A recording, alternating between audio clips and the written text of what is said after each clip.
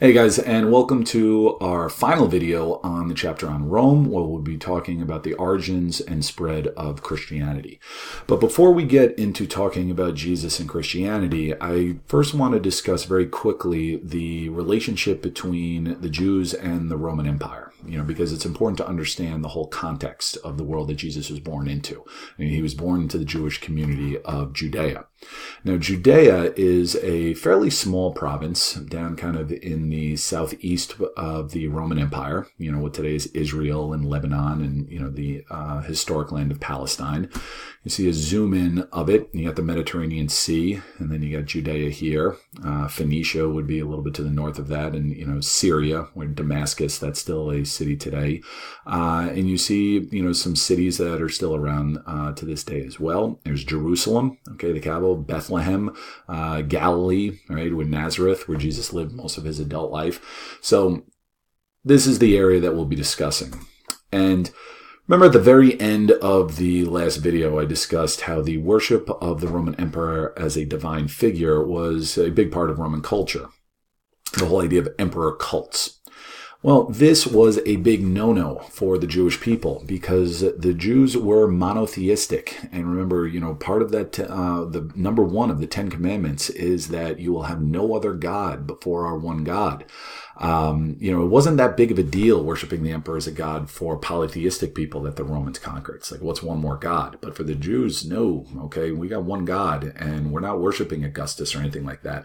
And that led to some significant bad blood because the Romans, for the most part, were fairly cool with people doing their own thing with culture and religion. But you did have to accept their authority. And denying the divinity of their emperor was a bit of a deal breaker.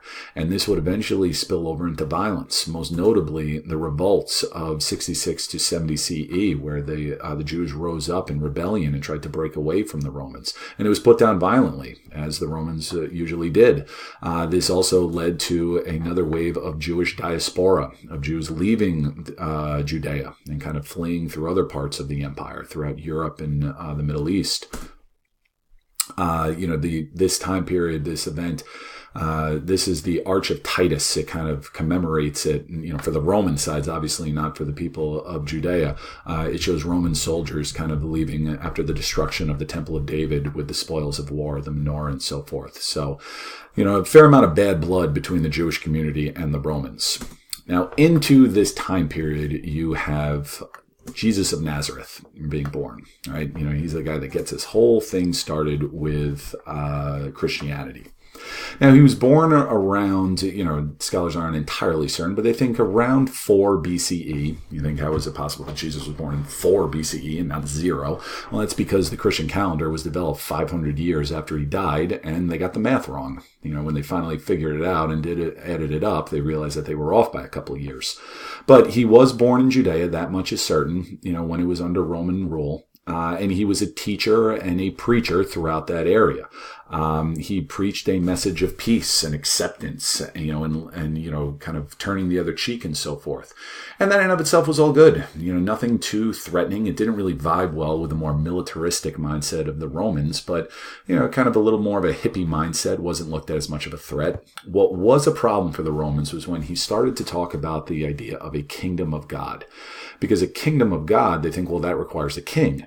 And you're not allowed to have a king. You can only have our emperor. So, a bit of a misunderstanding there, but it ended poorly, obviously, for Jesus. And sometime around 30 CE or so, again, the dates are a little bit iffy, he was put on trial by the Romans and crucified, a very common form of execution by the Romans.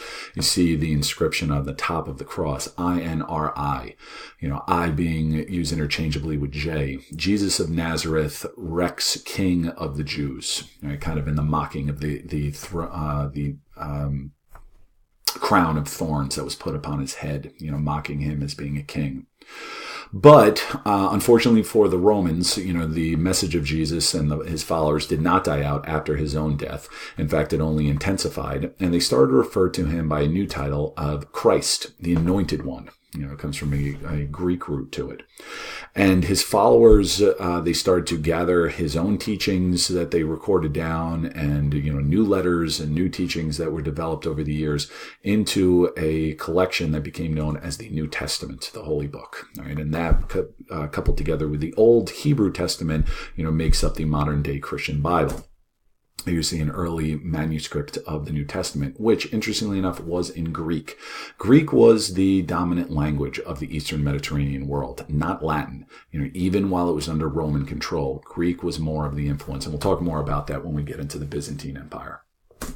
Okay, so early Christianity. Problem with early Christianity was that there was no central authority. You did not have a pope. You did not have the Orthodox patriarchs. You did have some early leaders that were given the title bishops that would, be the leaders of smaller communities. But without any central authority, it was tough to really have a clear-cut message. You wouldn't have that until it was widely accepted within the Roman Empire in the 3rd century. And this gave rise to some diverse beliefs, notably such as the role of women. Today we think of the Catholic Church as being an intensely patriarchal institution. Women are not allowed to serve as priests or bishops or in higher authority. And here this is taken from a Roman catacomb that was unearthed as an archaeological excavation. And you see a woman, administering mass, belief that there were early women bishops in the 1st century or two after Jesus' death. Another big source of contention was the idea of the resurrection. A lot of early Christians, and this was more of the conservative Orthodox belief that survived to the modern era, that Jesus literally was resurrected and his spirit ascended into heaven. But a lot of others, looked at it as a more metaphorical resurrection. Okay.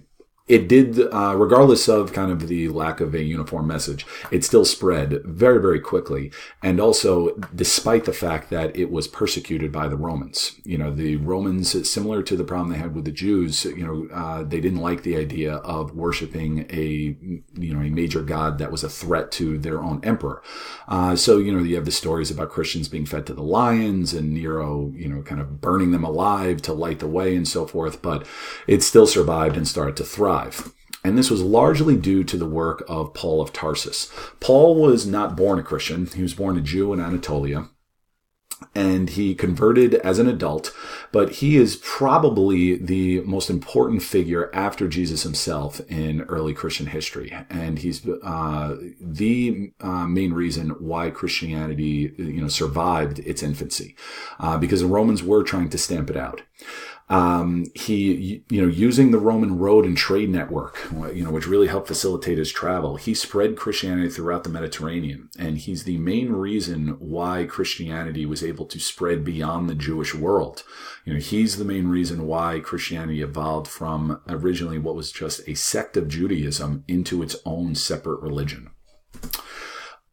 Beyond, kind of the spread of men like Paul, there was also a universal appeal to it. It appealed to the lower classes. When Jesus spoke about blessed are the meek, blessed are the peacemakers, those were people that were not given much status in the Roman world. And, whether it was slaves, women as well, women weren't necessarily given equal status in other religions. But, there was universal acceptance for both men and women in early Christianity. And then lastly, there was the promise of salvation. There was the idea that even if you lived a bit of a difficult life, if you prayed and you lived a good life without sin, there would be salvation for you in paradise at by the side of God. So, it was a good sell for people. And, guys like Paul traveling around the Roman world, they were very successful in converting people relatively quickly. You see the map here. The purple representing in 185, so about 150 years after Jesus' death. You can see how it spread beyond its roots here in Judea throughout most of Anatolia with today's Turkey, large sections of Greece, around Alexandria as well, even in and around Rome. And then by the time of Constantine, we'll talk more about him in the next chapter, in 325, you can see how, basically the entire ring of the Mediterranean had major Christian communities within it. It didn't mean that every single person was, but you did have Christian converts as far north as Britannia at that point. So in a pretty short amount of time, Christianity went from being a local cult into being a major religion and would be eventually adopted by the Roman Empire. And we will talk about that in the next chapter.